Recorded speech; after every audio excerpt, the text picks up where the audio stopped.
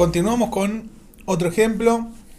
El tema es funciones. Vamos a estudiar ahora qué pasa cuando tenemos la función cuadrática f de x igual a x al cuadrado.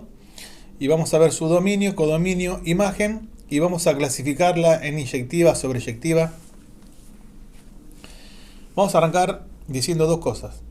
Si yo delante de la función no tengo escrito nada, se determina que, o se da por sabido que la función está definida de reales en reales. Quiere decir que los valores que van a ingresar en x son los del conjunto de los números reales y los resultados que vamos a obtener de hacer toda la operación son reales también.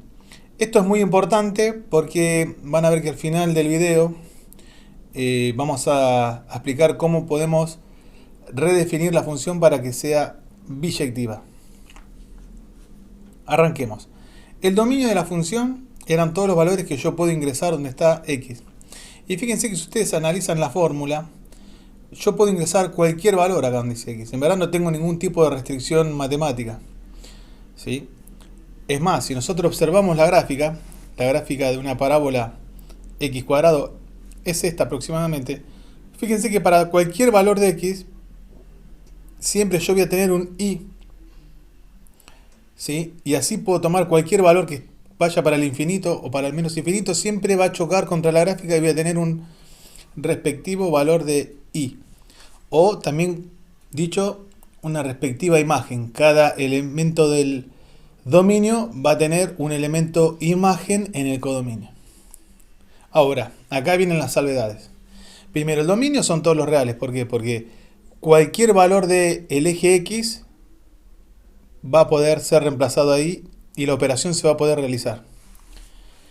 El codominio, como habíamos visto en otros videos, es todo el conjunto del eje y. Me está diciendo que es el conjunto completo. Por eso me dice de reales. Cuando me dice reales, el primer real significa todo lo del eje x. Y el segundo real significa todos los valores del eje y. El codominio son todos los valores del eje y. Pero la imagen, o sea, los resultados que me va a arrojar esta fórmula, ¿sí?, no son todos los valores. Si ustedes observan la gráfica, fíjense que en la gráfica solamente tiene el dibujo desde el eje x hacia arriba, ¿sí? O sea que el conjunto imagen va a estar dado por todos los reales positivos, incluido el 0. Fíjense que si yo me desplazo por el eje y empiezo a ir para abajo, hay lugares donde ya no empiezo a tener gráfica. Entonces eso es lo primero que tengo que notar para tener una marcada diferencia entre codominio e imagen. Fíjense que el codominio son los reales, pero la imagen son los reales positivos, incluido el 0. Hay muchas formas de escribir esto, yo lo escribí así. ¿Esto qué quiere decir de movida? Que si yo hago un análisis, puedo ver y clasificar si la función es biyectiva o no. Vamos a ver. ¿Cuándo una función era biyectiva? Era biyectiva cuando era inyectiva y sobreyectiva. Inyectiva. ¿Cómo era la definición de inyectividad? Decía así. Una función es inyectiva si y solo si a elementos distintos del dominio le corresponden imágenes distintas en el codominio. A elementos distintos le corresponden imágenes distintas. Fíjense que yo acá ya tengo un valor que tiene una y tengo otro valor de x del dominio que tiene la misma y. O sea que ya esto va en contra de la definición de inyectividad.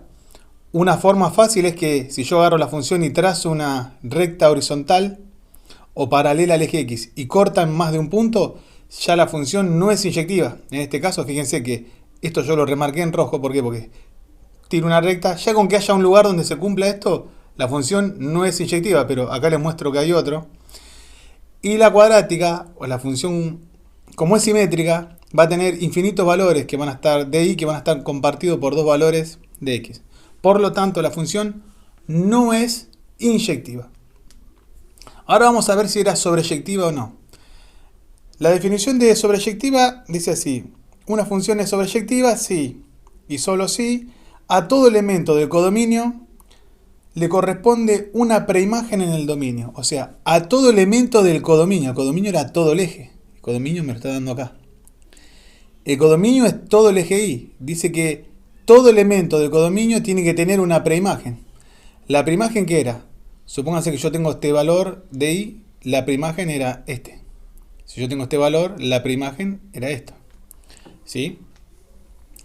Si ustedes observan acá abajo, no tengo gráfica debajo del eje Y. O sea, si yo me voy para el lado de los negativos, donde está el eje X, me empiezo a mover hacia abajo, no tengo gráfica.